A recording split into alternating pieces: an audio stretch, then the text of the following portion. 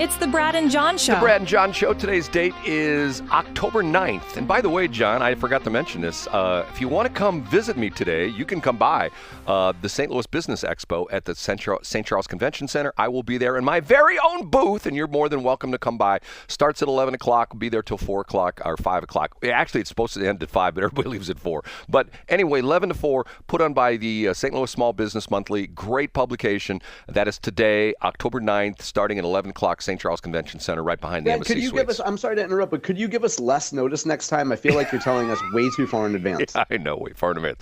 Okay, John, before I get into the top 3, I have a new favorite drop. Now, I'm going to ask you to take your headphones off just a little bit so you can listen to this. I will. You ready? Okay, I'm ready. Okay, you ready? Here we go. Don't be bamboozled.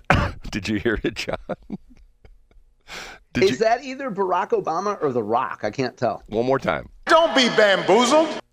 It's Barack. Oh, that's Barack, right? Yes, Barack Obama. I heard this yesterday on another radio station where and I don't know if this is a 2016 campaign thing or a 2020 thing where he's stumping for, I think he's either stumping for Hillary or he's stumping for Joe Biden, whichever 2016 or 2020. And he gives this long speech about how, and matter of fact, it's racist as all get out, where he's talking about the only way you're going to be at one of Trump's country clubs if you're operating the lawnmower, cutting the fairways. And the only way, and it's like this racial thing. If a white person would have done this, oh my God, it would have been terrible. But this is Barack Obama. And what's interesting, he goes into his Jasmine Crockett. Hey, I'm talking from the ghetto, man. I'm Barack Obama. I'm not a white dude. I'm a black dude. I'm in the ghetto, man. But then when he's in front of the cameras, hi, I'm Barack Obama, and I'm not a black guy. I'm a white guy. You know what I'm saying, John? Man, that is called code shifting. I guess and it's that's adaptive, and it's what minority folks must do in order to fit into society, Brad. I'm really offended by your judgment of code shifting. Well, you know, it's interesting. I do the same thing because when I'm in North County, I go, well, John, it's really been. Are you living off of Columbia Bottoms down there? Are you fishing, are you fishing for mudfish? Every down once in a while, what's that accent? That river comes up, and I gotta move my little shack. And the worst part of it is, it fills up my outhouse, and I have to pump out the outhouse so I can go do my duty, John. You know what I'm saying, John? I recognize that voice from NYA. Down off Columbia Bottoms. I recognize that's the guy that used to cut grass down at NYA. Okay, it's ready for... It's time for Brad's Top 3. You sang right along with it. Okay, ladies, one more time. Do it one more time. Okay, and with number 3. It's number 3. You thought Spirit Airlines was bad. I saw this story yesterday. I thought to myself, okay, this cannot be true. This is I don't know if they fly in the United States, but this is an airline out of Canada. The airline is called WestJet. And, they're making you pay for everything now in airlines. Southwest is now making you pay for this, pay for that, pay, if you need peanuts, they charge you 10 cents per nut, that kind of thing. Yeah, which is what you pay your local ladies of the night, 10 cents a nut.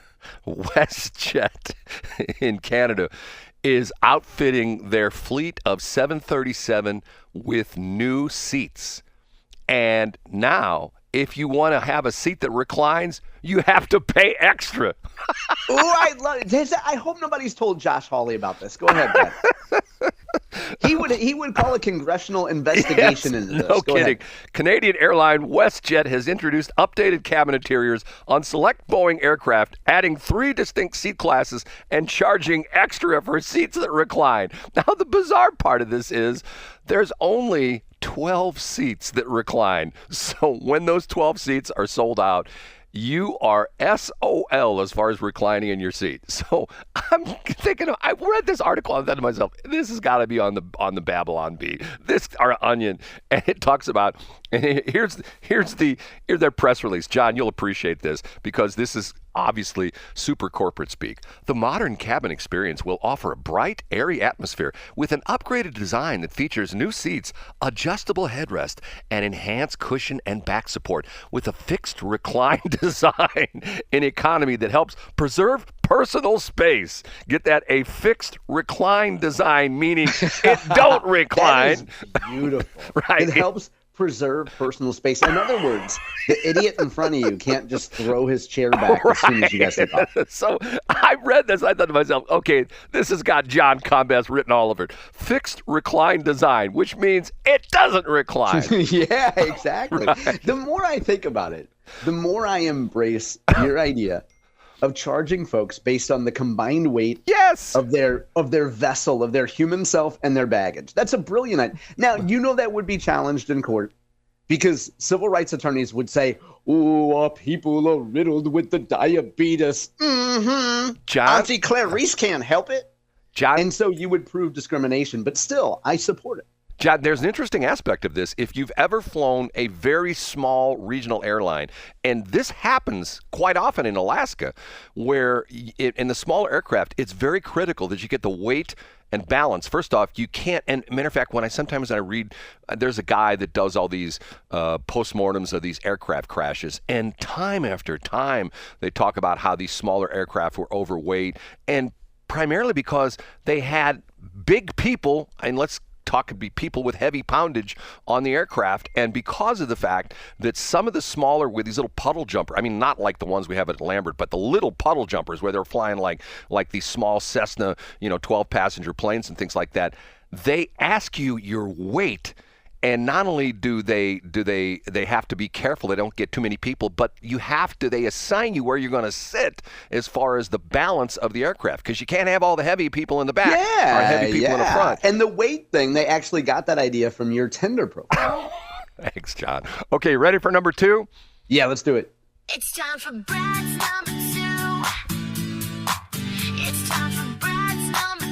A somewhat serious thing, and this is a very sad story, but there's a very positive piece to it, and another aviation story. Earlier this week, there was a terrible crash of a medevac helicopter coming out of, I think, the UC Davis Hospital, I believe in Sacramento.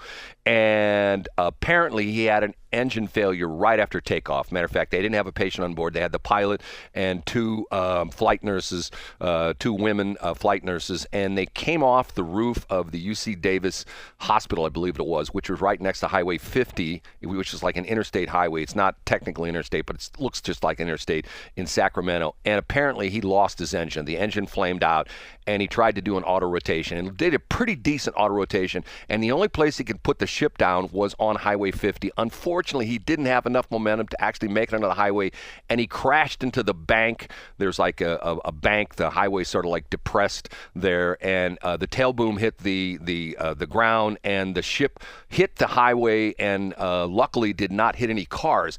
The interesting part of this is this happened, and there's all sorts of people with dash cam videos of the whole bit, but the heartwarming part of it was that all three of the crew survived, although one of them is in very critical condition, one of the flight nurses. But when the ship hit, it turned on its side, and the one flight nurse was trapped underneath the wreckage. And one of the first responders, matter of fact, there was an accident on the other side of the highway where there already has some first responders. One of the first responders jumped the median barrier. A bunch of people got out of their cars. They realized the woman was trapped underneath the helicopter, and 15 regular old citizens got together and lifted the helicopter up off of her and pulled her out. Is that amazing or what, John?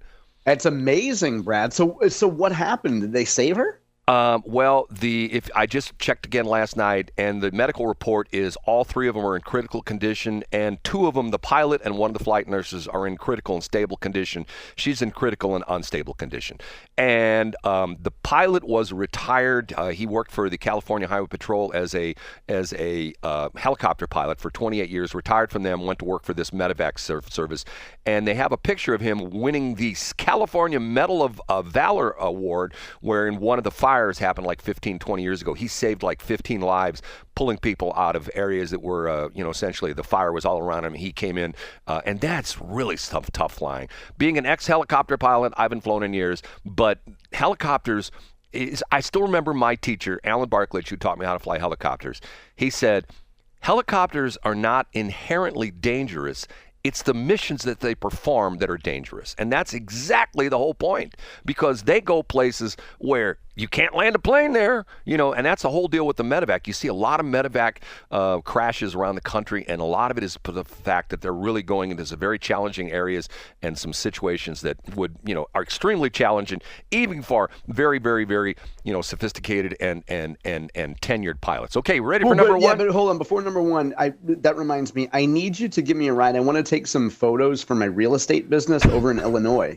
Brad, could you fly me in a helicopter maybe over to Illinois? I just want to take some pictures for my real estate business. Not going to happen, John. Okay, here we go with number one. And now, big finish, Brad's number. It is Brad's number one. And what do I like to do? I like to do things. Who are we calling? No, we're not calling anybody, John. Oh, okay, what are we doing, Brad? I like to do things where John can make fun of me, okay? John, and he's going to, when I give him this, he doesn't know about this. This is totally a surprise to John. He's going to instantly go there and critique that I made a mistake and there's a misspelling here and this page doesn't work right.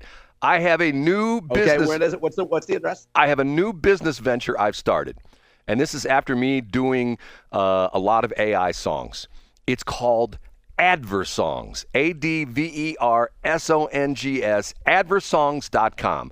And the idea about it is you promote your business with a song that I create for you. Now, John, I wouldn't do this just for anybody, but what I've done is I've created 2 songs for you. Are you ready for this, John? Oh, my goodness. Okay, let's hear them. Okay. I can't wait. First one's a pop, so take your headphones off just a little bit. Okay, you ready for All right. this? Here's the pop one. Every morning he's the first to know Missouri's heartbeat in the news flow. 24 years he's been the guide. Click that link and take the ride. Scott Font stamped it, gave the nod. The scoop so fresh it feels like a pod. JohnCombest.com, where the headlines hum. Wanna know what's real? He's got the deal. JohnCombest.com, Missouri's drug. Politics, gossip, the city's grind. John's got the pulse. Every headline, from the river's bend to the Ozark skies, it's all right there, no disguise. He's the wizard of the morning scroll, one-stop shop for the news patrol. Combest approved, Missouri groove, hit that site, you've got the move. JohnCombest.com, where the headlines hum. Wanna know what's real? He's got the deal. JohnCombest.com, Missouri's drug.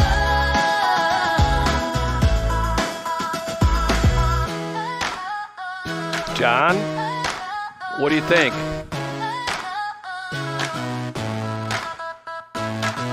What do you think, John? It's tremendous, Brad. It's very much Brad Hildebrand. That's incredible. And your website is great, Brad. Okay, now. It's your Brad Hildebrand style. I was disappointed there's no lorem ipsum down here, though, Brad. Okay, but John, take it one step further. In the Adversongs.com, not only do we do one genre, we do 2 genres. Take your headphones off a little bit, John. You ready for this? Okay, I'm ready. Okay, here we go.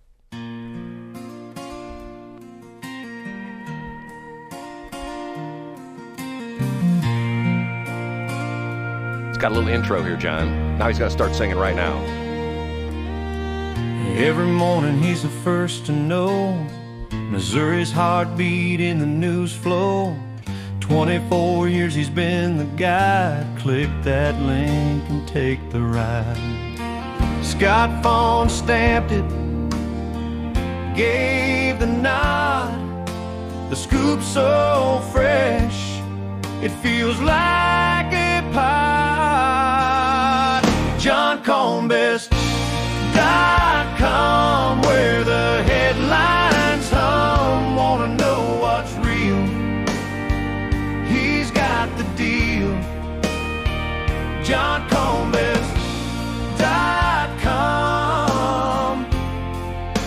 Missouri's drum. Now, I won't play the whole thing because this one's longer. This is about 2.5 minutes. But there's a line in there I want to make note of. I wrote this specially.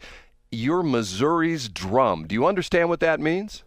Oh, wow. No, is it because you like to beat a dead horse? What's the drum, Brad? John, think about it. In the old days, the various, and you go back in history, they had drummers that sent messages between areas, and that's how they gave news. They drummed back and forth.